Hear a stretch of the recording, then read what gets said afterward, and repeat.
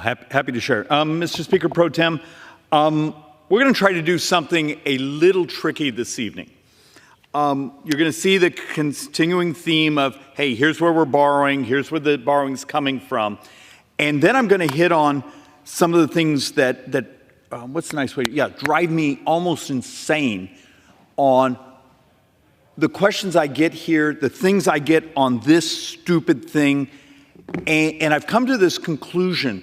We live in a world where the propaganda, the fake information, the distortion fields around us actually do not want America to succeed. And that's a pretty dark thing to say, but let's actually walk through my theory. And look, I'm going to make the point. On some of these presentations, I've been blessed. You go on YouTube, and I had one a couple months ago. I think there's like 1.3 million views. Go look at the comments section. I'll argue about half those comments are bots. They're fake.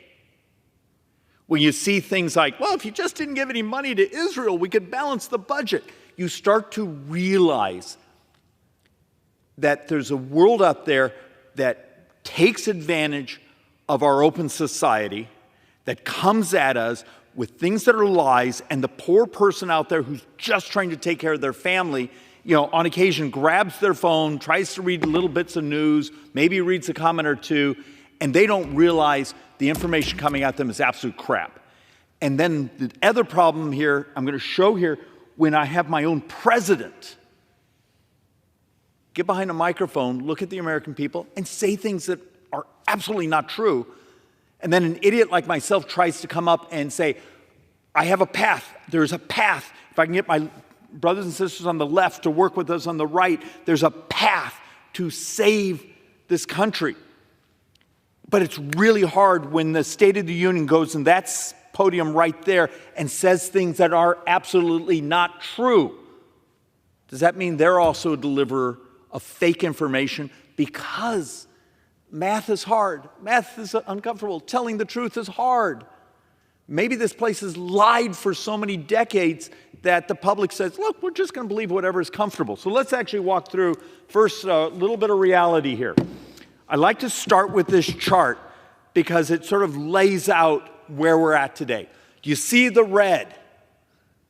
74% of the spending is in that red area. 74% of the spending in this place is on autopilot.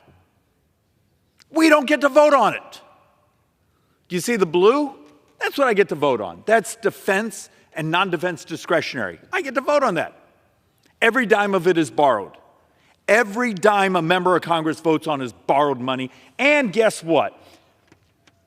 We're in so much trouble because interest now, if you actually do, I have net interest on this, which I think is unfair because there's this thing called net. That's the publicly borrowed. That's where the Treasury sells bonds. I think this week we're selling $111 billion.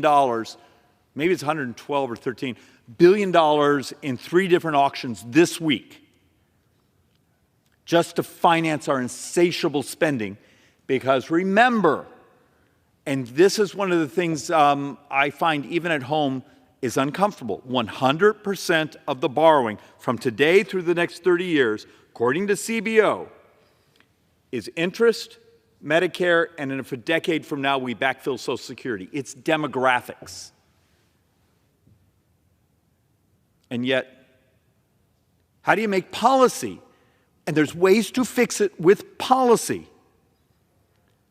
When the leader of the free world looks into a camera and says things that are just insane when it comes to being on a calculator. So take a look one more time. Non-defense discretionary, defense, all that's borrowed, and a wedge. I should do a chart that shows you how much is borrowed money, because if we borrow 2.1, 2.3, I originally thought we might be at $2.5 trillion borrowing this year. And some of the tax receipts are a little bit better. Some of the spiking growth that we had in the first part of the fiscal year on healthcare costs have flattened ever so slightly. So we're probably going to end up around borrowing $2.3 trillion this year. What that means is even part of the mandatory spending, Medicare. Because remember, Medicare isn't all on the trust fund. The trust fund only covers 38, 40%. The rest comes out of the general fund. So once again, look at this chart and understand your government functionally is an insurance company with an army. And that's meant to be sarcastic, but it's meant to sink in. So let's actually walk through. I'm going to walk through a couple of these just to sort of lay out where we're actually at. CBO predicts by 2054, so 30 years from now, budget deficits are entirely driven by Social Security and Medicare shortfalls. But we're not allowed to say that, are we? Does anyone remember the State of the Union? You know, there was a handful of Democrats and Republicans who'd been quietly working for a year trying to put together a plan to save Social Security in the long run. And the president gets there and goes, well, promise me you won't talk about Social Security or Medicare. And people look terrified and go, okay, yes, good campaign issue, because they care more about winning the next election than protecting seniors. It's the great lie around here. You know, you talk about it saying, I want to find a way to modernize and save, and you'll get the crap kicked out of you. You also told the truth. But you got to look at the data, the charts. And remember, the SSA, the Social Security Administration's actuary numbers are actually substantially more optimistic than Social Security or than Congressional Budget Office. So we're going to use the more optimistic numbers. But when you start to realize when the outlays are in over the next 30 years, you're starting to hit 17% of the entire economy. And revenues don't come anywhere close to that. And there's your crisis. But we can just pretend because getting through the next election is more important. And look, you've all seen this chart over and over and over and over and over and over and over. That interest continues to grow, and we think actually the interest calculation, this is important, let's do this right now. The hierarchy right now today, Social Security will this year $1.48 trillion. Total gross interest, because you remember, we just like a couple days ago, I think we sent $36 billion to Social Security because we had borrowed the money, Treasury had borrowed the money from the trust fund. We pay it back interest. Total interest in the United States will approach $1.2 trillion this year.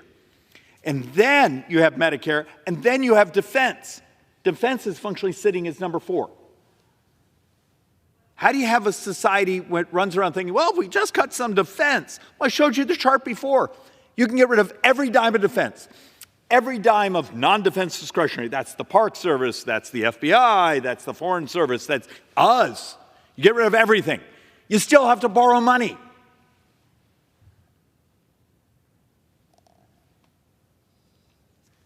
And you look at the charts over and over, and when we've had high marginal tax rates, we get about 18% of GDP in taxes. When we've had low marginal tax rates, we get about 18% of GDP.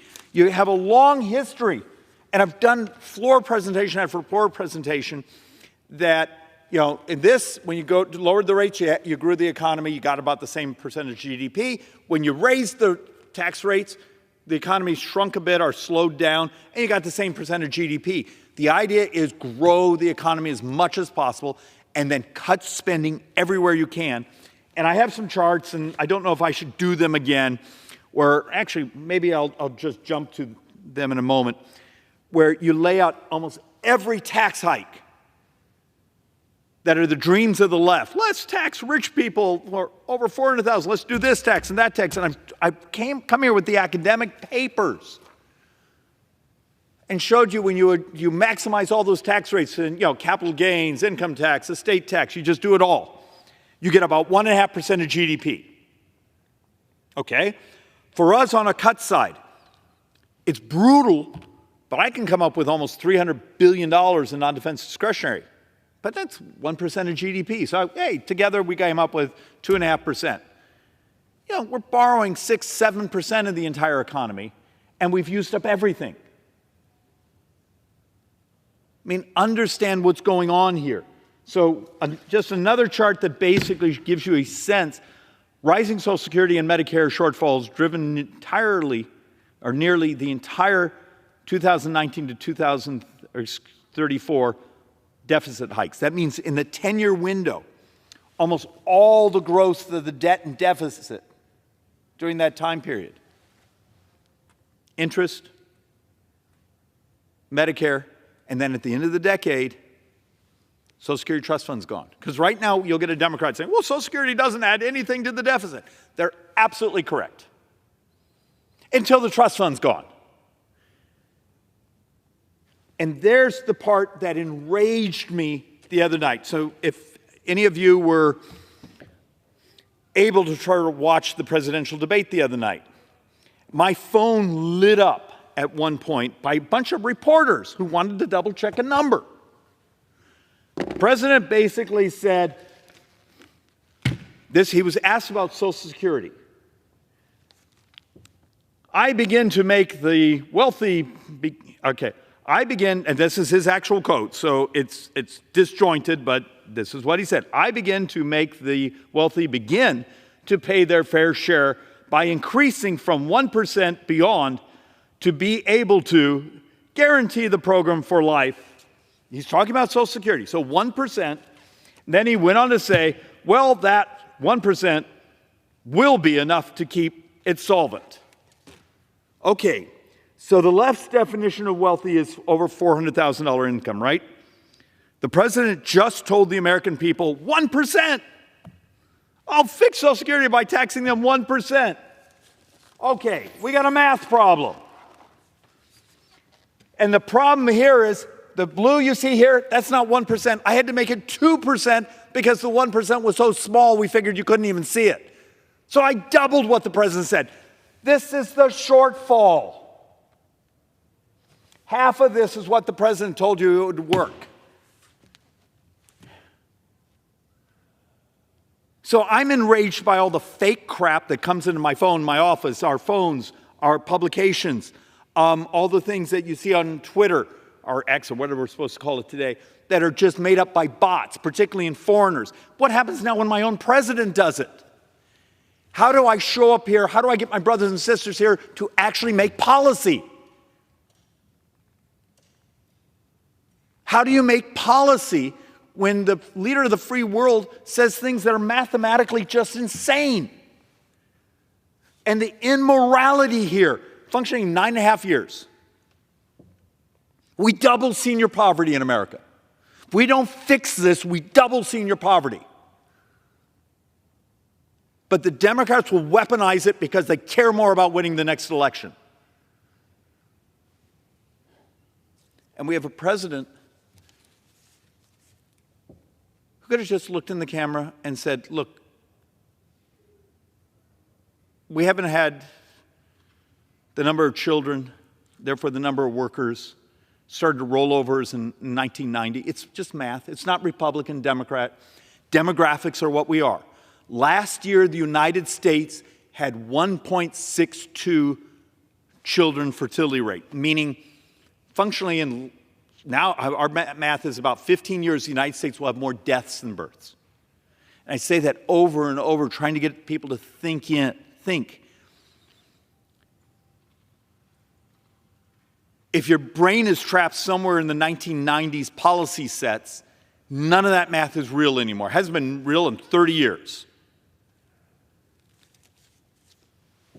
But this place is absolutely immoral. So I brought charts here over and over and over. So the Democrat solution was saying, instead of the president's 1% proposal, if you do the 14 point whatever percent, 14.4 or 12.4, total Social Security tax, not the Medicare, not the unemployment, those things. And you put it on all income over $400,000. I've shown a number of charts. If you use the CBO math, it covers about 38% of the shortfall. That's using over 12 points, both the employer and the employee's portion. And I have a president who looks into the camera and says, 1%. Now to come together at a town hall or a meeting here and say, hey guys, let's have an honest conversation because every day we wait, the on-ramp is harder to save Social Security. Oh, David, the president already told us 1% on rich people. I can show you the 12.4 you're covering only about 38%. Why is this place so absolutely immoral? Do they really care that much more about winning the next election? And then when we started to dive in this, so after the president said that, I started to dig through the stories other people had sent me. So I had this woman text me, weeks ago, did you know that the money in Ukraine, that the First Lady of Ukraine bought almost $1 million Bugatti, or however the hell you pronounce it, car? Well, BBC did a very long article about how much is absolutely fake coming into the U.S. marketplace of ideas. And there's bot farms, there's troll farms. There was they created fake photos, which turns out that's what actually helped BBC identify, hey, this is all fake stuff. How do you make policy in a world where we're awash in things coming in from our enemies, from the countries that want us at our throats, at each other, make it impossible to do basic policy to save the republic, and then my own president is making crap up? Look, the disinformation, article after article of the stuff that's coming crashing in, the things I have that come into my office about Israel that are coming in from bot farms. We have article after article that Microsoft did an analysis of how much was coming in from Chinese bot farms, Chinese servers. We actually have how much the bots, apparently we just had a major disruption of stopping 968 Twitter accounts that were pumping in completely fake, and they were all coming from a bot farm in Russia. And this happened this week. State Department just identified that bot farm and got it shut down. Now even better, to my Democrat colleagues, we've actually now had a couple stories come out that even have some really fun stuff. It turns out a number of the Democrat activists are actually setting up fake newspapers. Now, it wasn't bad enough. One of these articles in there actually has a section talking about that in American sort of small-town newspapers, as many as half, process this, as many as half are actually fake. My wife pointed out to me that there was a newspaper from southern Kansas, where she grew up, that went out of business decades ago, that somehow popped up in her news feed, and it had this crazy stuff in it. Turns out that was on the list of the ones that have been sort of spoofed. A spoof URL looks like from Russia. So think about that. In America, about half the small-town online newspapers you see are actually fake. How many of our constituents know that?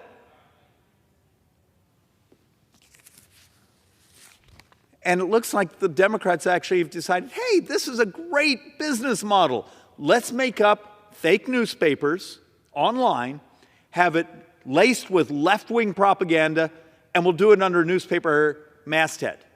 Great. How is this not a violation? But once again, the left proves they're a hell of a lot smarter than we are when it comes to being mercenary on campaigns. They figured out a way to get around the campaign finance laws, spend money, but it's free speech. It's fake, but it's free speech. And then idiots like me get here and try to walk through the math. Look, this is the MedPAC report.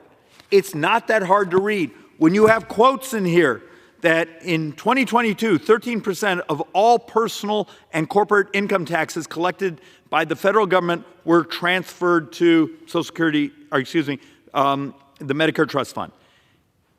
By 2030, so that's how many years? What, 5 budget years? 4 budget years?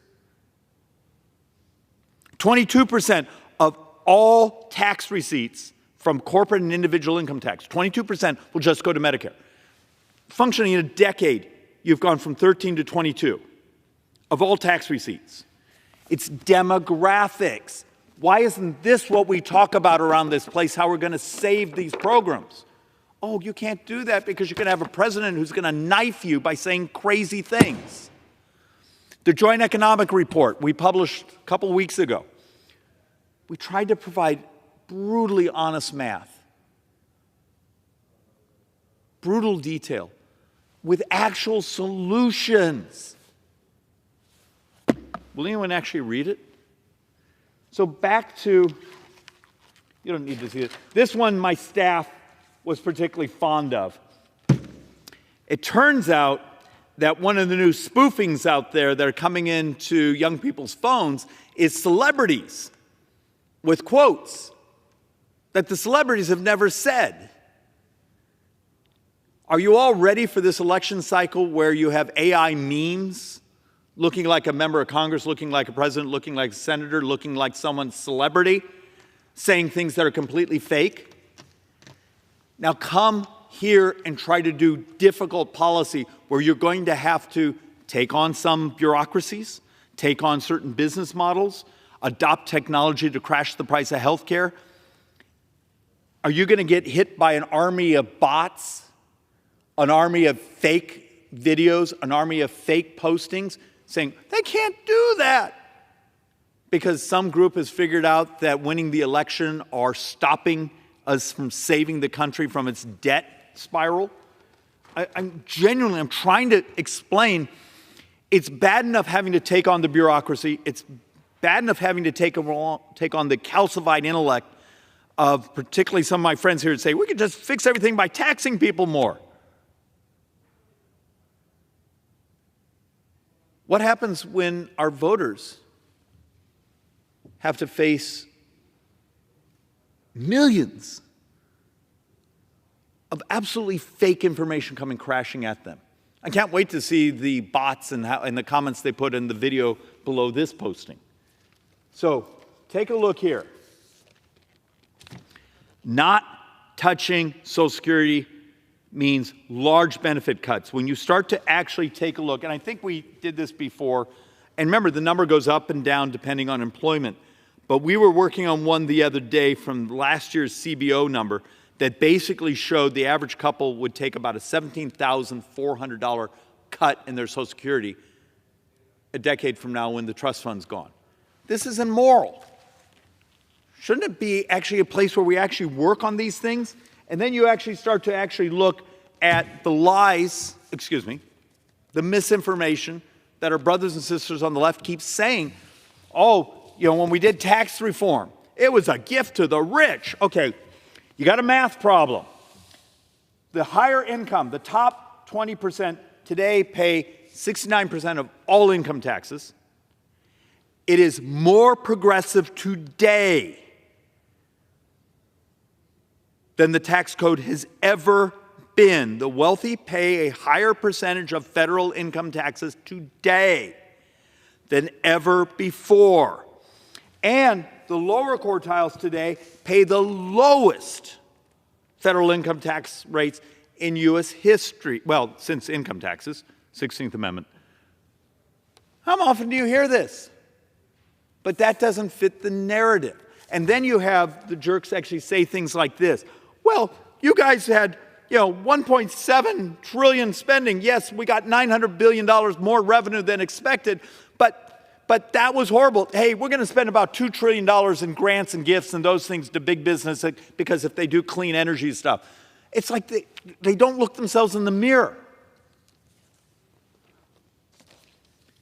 And once again, I've done entire presentations here going through every left-wing tax idea, trying to add it up, and even when you don't do economic effects, if you do economic effects, these numbers, and then try to say, hey, you guys are only getting about 1.5 points or so of GDP out of these numbers. You're not getting anywhere close. You've got to do it through policy. And then the fragility that no one was prepared, well, some of us were prepared for, is interest rates. How many of you think interest rates are going back down? Particularly on the long end of the curve. Yeah, remember, what the Federal Reserve does is on the short end of the curve, meaning shorter term bonds. When you start to look at 10-year debt and up, Some of the best bond traders and economists right now are saying it's not going down. You might get a little bit of tick. United States is now number 14 on the credit stack, meaning Greece today can sell a 10-year bond cheaper than we can. And you read the notes on the S&Ps and the Moody's, it's not only, and we have one of the healthiest economies in the industrialized world, but one of the things that's going on is they don't trust us. Will our governance be disciplined enough to actually take on the spending and the debt? And the fact of the matter is, we're paying a premium now. United States now pays a premium on our debt. Remember, this week I told you, I think we're borrowing there's 3 auctions this week, about $111 billion. And we're going to pay a premium on that debt because sometimes this place doesn't look like we're serious about taking the debt on and managing our fiscal affairs. And it's serious when you keep looking at the issuance. First off, we're having great difficulty selling long-term bonds. Do you remember a few months ago we had sort of a bond tantrum? Why do you think Treasury moved things down to sell short-term, short-term, short-term? Because a lot of investors out there don't even trust this government enough to say, I'm going to buy a 30-year U.S. savings bond and I'm going to be safe.